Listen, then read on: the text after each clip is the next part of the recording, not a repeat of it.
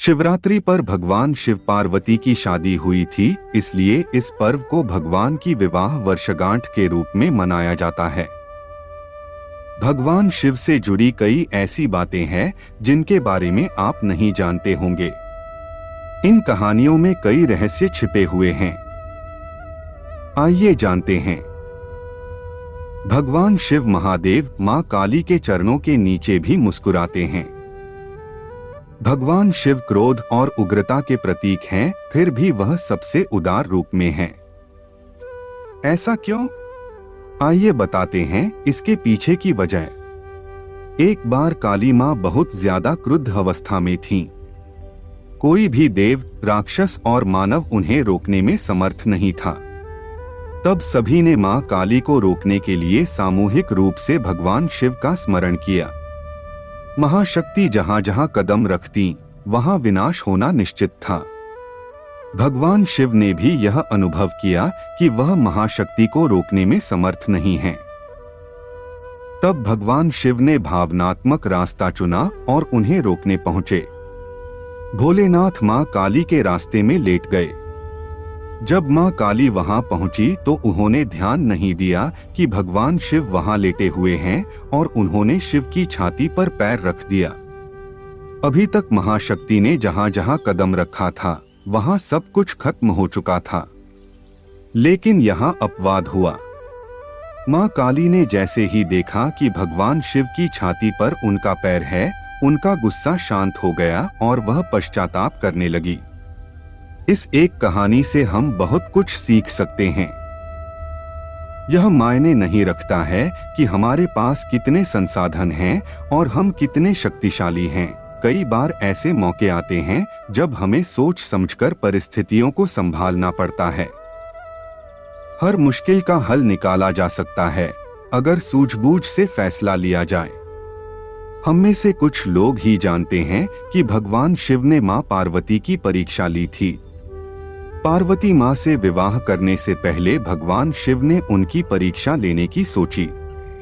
भोले ने ब्राह्मण का रूप धारण किया और पार्वती के पास पहुंचे। उन्होंने पार्वती मां से पूछा कि वह भगवान शिव जैसे भिखारी से विवाह क्यों करना चाहती हैं, जिसके पास कुछ नहीं है। यह सुनकर पार्वती मां क्रोधित हो गईं। उन्होंने कहा कि वह शिव के सिवा किसी और से विवाह नहीं करेंगी। उनके इस उत्तर से भगवान शिव प्रसन्न हो गए। वह अपने असली रूप में सामने आ गए और पार्वती से विवाह करने को राजी हुए। भगवान शिव पूरे शरीर पर भस्म लगाए रहते हैं। शिव भक्त माथे पर भस्म का तिलक लगाते हैं। शिव पुराण में इस संबंध में एक बहुत ही दिलचस्प कहानी मिलती है। एक संत था जो खूब तपस्या करके शक्तिशाली हो चुका था। वह केवल फल और हरी पत्तियां खाते थे, इसलिए उनका नाम प्रणत पड़ गया था। अपनी तपस्या के जरिए उस साधु ने जंगल के सभी जीव जंतुओं पर नियंत्रण स्थापित कर लिया था। एक बार अपनी कुटिया की मरम्मत के लिए लकड़ी काट रहे थे, तभी उनकी अंगुली कट गई। साधु ने देखा कि अंगुली से खून बहने के बजाय पौधे का रस निकल रहा है। साधु को लगा कि वह इतना ज्यादा पवित्र हो चुका है कि उसके शरीर में खून नहीं बल्कि पौधों का रस भर चुका है। उसे उस बात की बहुत ज्यादा खुशी हुई और वह घमंड से भर गया। अब साधु ने खुद को दुनिया का सबसे पवित्र शख्स मानने लगा।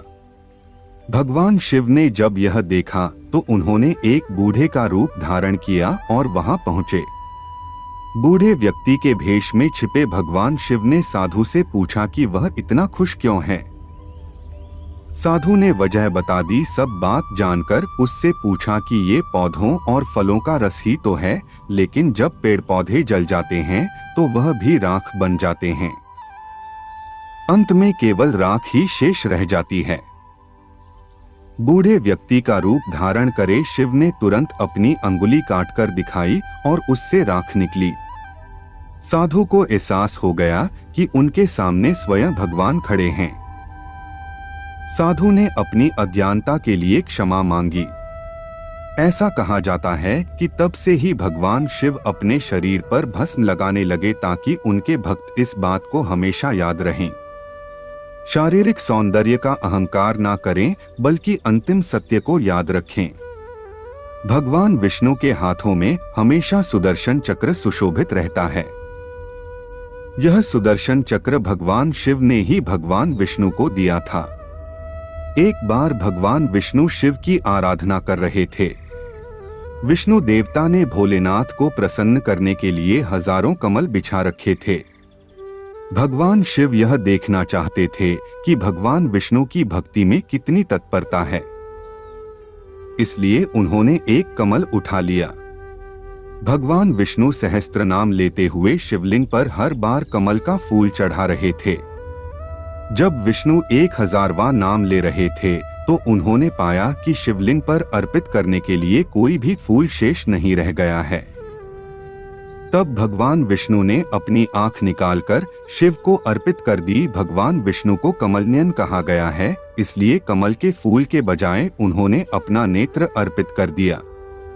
अटूट भक्ति देखकर भगवान शिव ने भगवान विष्णु को सुदर्शन चक्र भेंट किया। भगवान शिव के भक्तों के लिए अमरनाथ गुफा बहुत महत्वपूर्ण है। जब मां पार्वती ने भगवान शिव से अमरता का रहस्य बताने के लिए कहा तो वह गुफा की ओर निकल गए। गुफा जाने के रास्ते में उन्होंने कई कार्य किए, इसीलिए गुफा जाने का पूरा रास्ता चमत्कारिक माना जाता है। अमर कथा के रहस्य बताने के क्रम में भगवान ने अपने पुत्र, वाहन आदि को निर्जन स्थानों पर छोड़ दिया। ये सभी स्थल तीर्थ स्थल बन गए। पौराणिक कथाओं के मुताबिक भगवान शिव गुफा तक पहलगाम से होते हुए पहुंचे थे।